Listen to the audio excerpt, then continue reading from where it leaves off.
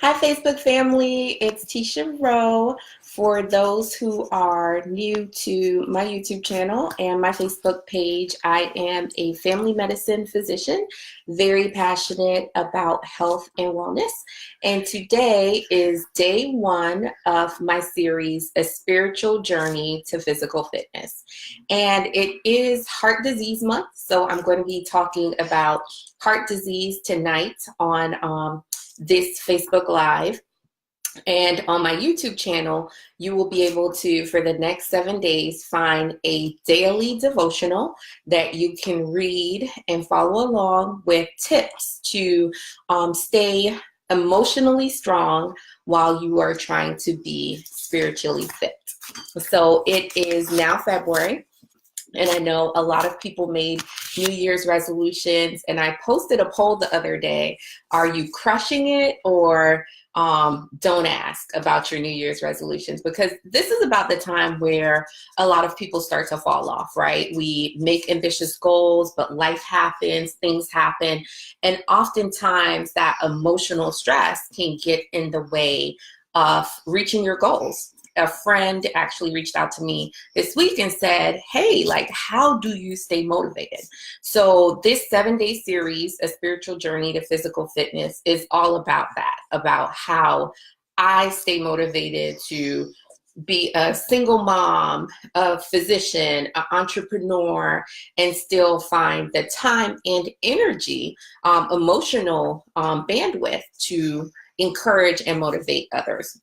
So each day I will share with you my advice on staying motivated, and also a scripture that you can read to help you stay motivated as well. So today's scripture is from Matthew 6:25-34.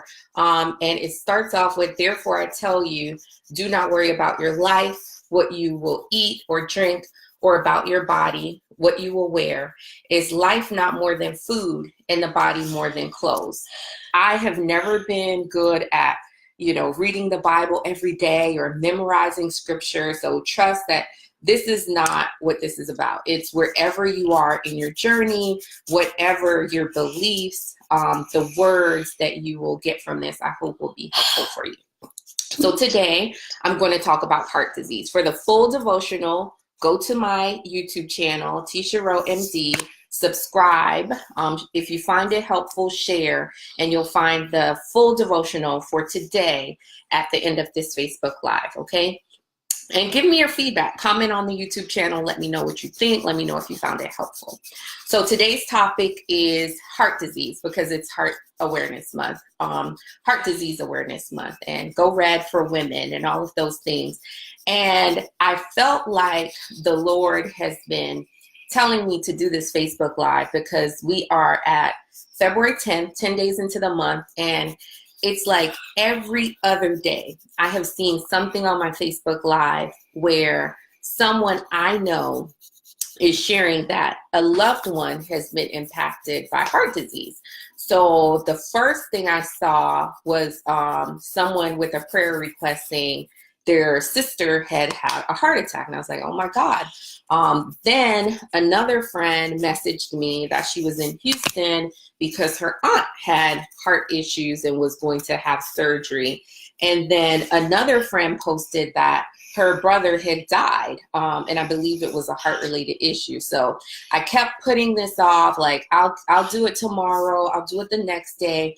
But every time I put it off, like, God would send me a reminder, no, you need to do this, you need to talk about this.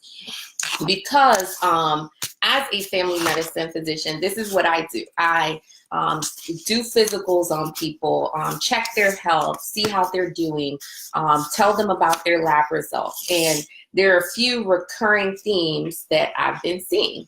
And Chase at some point will come in and say hi. Hi. Hey, everybody. Hey, everybody. Subscribe to Chase's YouTuber.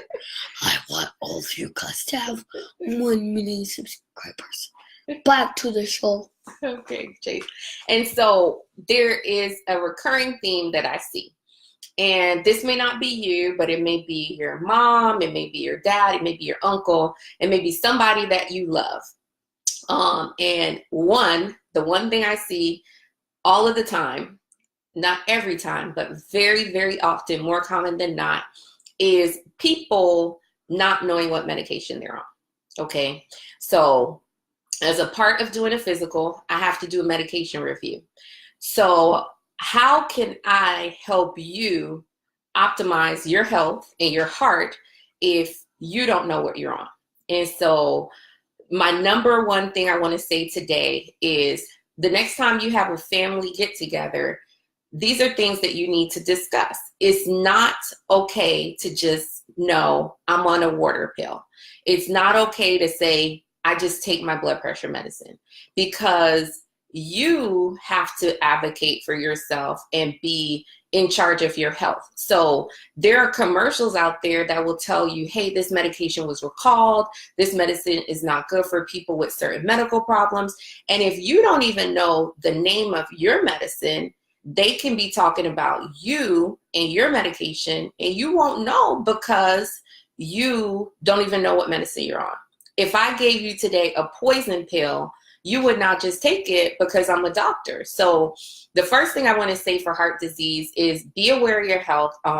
Be aware of what medication you're on. And if you have a loved one, look at their medications. And an easy way to do it, okay, I still mispronounce some medications. I'm not telling you pronounce it perfectly because they come up with the most random names for these meds. Take a picture of each medication you're taking. And if you have mom, grandma, make them do that and save it in your phone under favorites, okay? If you go to the hospital for something and they need to help you, but they don't know what medication you're on, you could end up getting something that can have a life-threatening interaction with your medication just because you didn't know and you weren't able to tell them that. So welcome everyone. If you are watching, this is day one of my spiritual journey to physical fitness, and we're talking about heart disease and things that you can do, practical things to make sure that you or your loved ones are taken care of when it comes to heart disease. So number one, know your medication. Take pictures of it, save it in your phone. The number two thing I see often in clinic is people coming in with very, very high blood pressure, who know they have high blood pressure, who are supposed to be on medication for high blood pressure. And every single time they try to say it's the white coat syndrome. Oh, doc, it's always normal at home. White coat syndrome does exist. It is a real thing. But if I see 10 patients in a day, I guarantee you it's not that common. All 10 of you don't have white coat syndrome. So stop going to the doctor using white coat syndrome as an excuse if you know you're not taking your medication and not checking your blood pressure at home. If you're not doing those two things, be honest with your doctor and say, I really don't know how it is at home. I haven't been checking it at home. And if you live with someone that you know has high blood pressure, then periodically just ask them, what was your blood pressure today? Now, maybe they don't know it on Monday, but if you ask them Monday, Wednesday, Friday, and they're giving you random numbers or always the same answer, they may not be checking it, and you may need to take the time to check it for them or to somehow keep them accountable. My late grandmother, God rest her soul, love her to death, I would ask my grandmother to check her blood pressure and let me know what it was. I would go away to medical school and come back maybe once or twice per year. When I came back, my grandmother would proudly hand me her journal with her blood pressure for every single day. It did not matter how long I had been gone. She checked it every single day, and she was proud to show that to me. So you may need to be the accountability partner for your family member, okay? And let them show you those numbers, because otherwise, don't be shocked or surprised if they have a stroke or heart attack, because there are a lot of people out there who have high blood pressure, have heart disease, and are not compliant with their medication.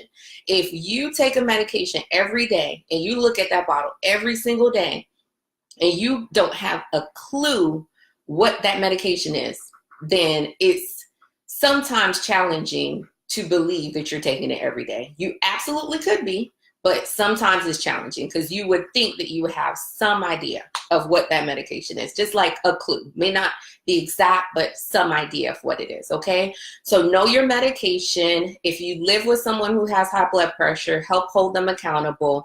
Or if you're that person with high blood pressure, make sure that you have the numbers and bring the actual numbers with you to your doctor's office.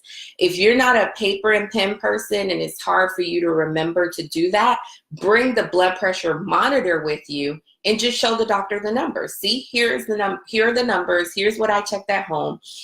And this is what my blood pressure numbers are. Other things that I see very commonly with people with high blood pressure and heart disease is they don't consider it a problem. Okay, so typical conversation will go like this. Hey, Mr. Jackson, do you have any medical problems? No, Dr. Rowe, I don't.